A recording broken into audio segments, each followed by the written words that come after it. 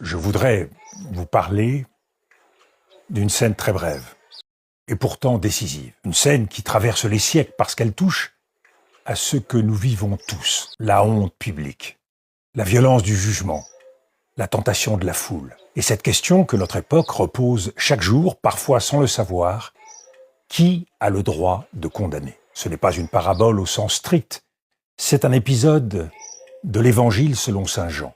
Et que l'on soit croyant ou non, d'une croyance ou d'une autre, on peut l'entendre comme un concentré de sciences politiques humaines, au sens le plus profond. Comment une société traite-t-elle celui ou celle qu'elle désigne comme coupable? La scène s'ouvre sur une foule.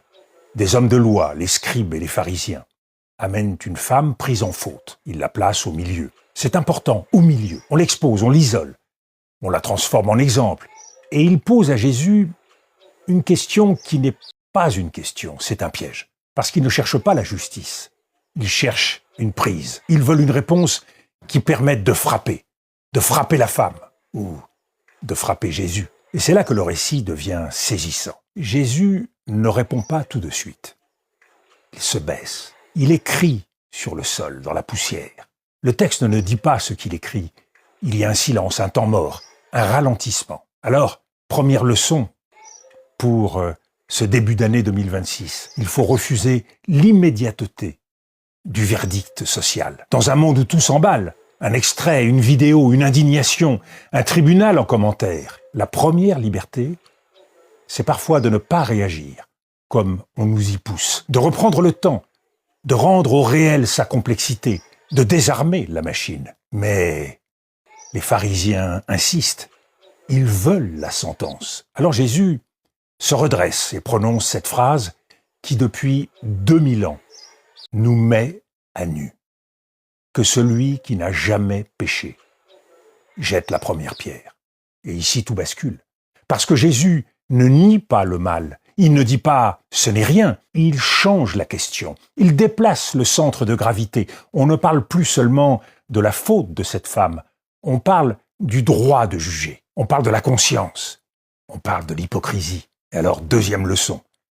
La vraie justice commence par la vérité sur soi, sur soi-même. La foule, elle veut un bouc émissaire, une purification par la pierre. Jésus renvoie chacun à sa propre responsabilité. Et alors, détail magnifique, bouleversant, ils s'en vont un à un, en commençant par les plus âgés. Ce un à un, c'est une victoire du visage sur la foule. La foule est un masque. Un à un, c'est une conscience. Et puis vient le moment le plus humain. Ils sont partis, il ne reste plus qu'elle et lui, et Jésus lui demande « Personne ne t'a condamné ?» Elle répond « Personne. » Et Jésus dit « Moi non plus, je ne te condamne pas.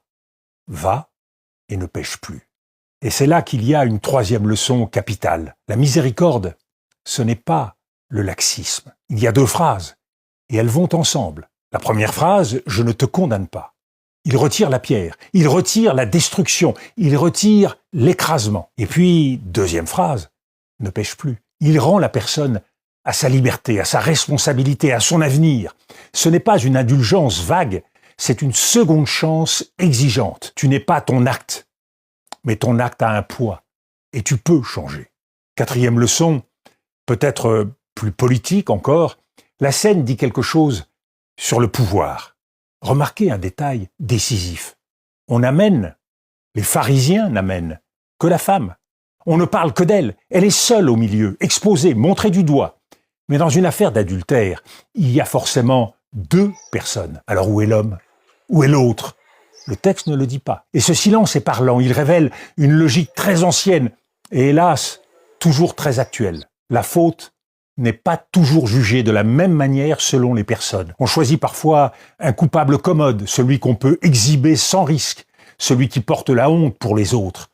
Autrement dit, la justice peut se transformer en mise en scène, et la mise en scène en violence.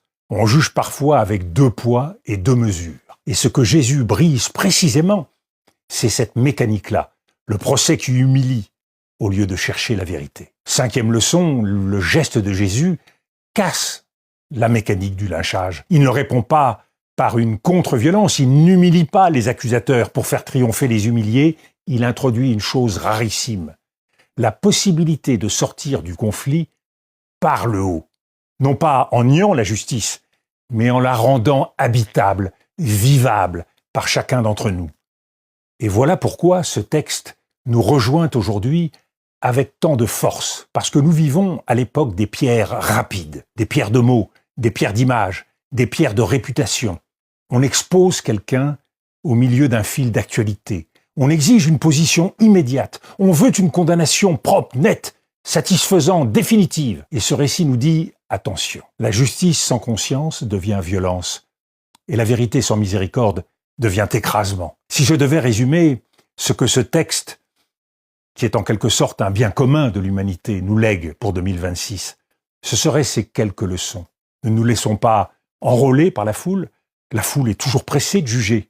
Refusons l'immédiateté du verdict. Le silence peut être un acte de résistance.